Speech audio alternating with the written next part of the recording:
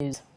The Youth Rights Campaign has condemned the arrest of Omoyele Sowore and 4 others after they held a protest on the eve of the new year. According to the group, the action shows a lack of sincerity.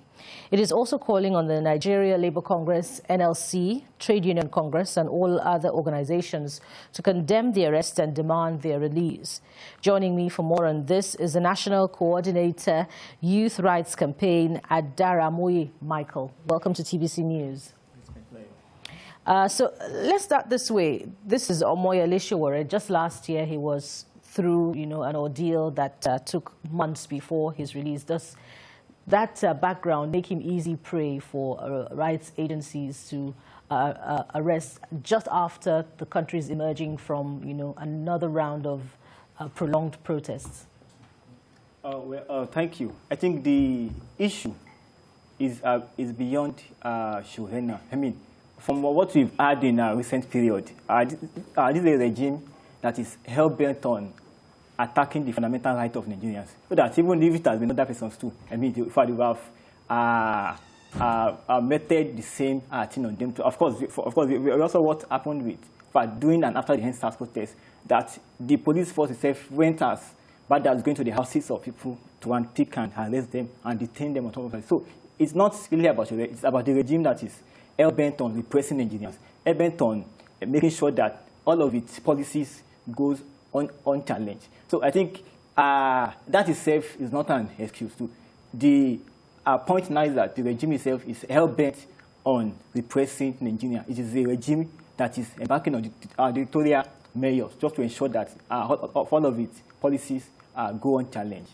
Now, given this scenario, what are the implications of Sowore's arrest, his arrest and that of others on free speech, freedom of association, particularly freedom to gather and protest whatever issue is being protested? Well, I think what the government is doing is to turn the nation, forcing the nation backward politically. Because if we're in a nation where people cannot gather freely, people cannot assemble freely, then it begins to bring back memories of the dark ages of military junta. So that if we are not having such kind of scenario in this 21st century, it shows that the regime itself has thrown the nation backward. So I think that itself, like I said, is an attack on fundamental rights of Nigerians, not just Sowore. Because in the recent period, the regime itself has arrested many activists who are not even connected to Sowore, who are not Sowore. Many have lost their lives in the recent period. So that what this shows is that Nigeria itself is moving backward. We are in a state where the government itself is embarking on dictatorial measures to attack citizens. And if this is happening in a democratic setting, in a facility that is supposed to be democratic, it shows that we are losing whatever we can call democracy too. So that what is taking place here clearly is that the regime has lost its social base.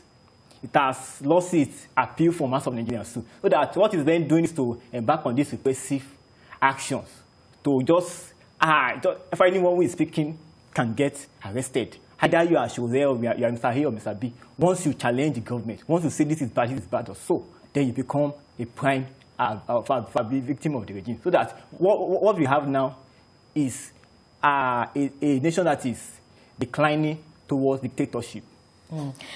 Briefly on the flip side now, I may be wrong, but let's be sure, was Mr. Sowore breaching any of his release conditions from last year? No, I mean, that is crystal clear. He's not breaching any of that too. And the fact that he was not even arrested alone, he was arrested with 4 other persons who have not been previously arrested with him or so. Before him. So that itself shows that the regime is only allowed to arrest anyone who is speaking against the government.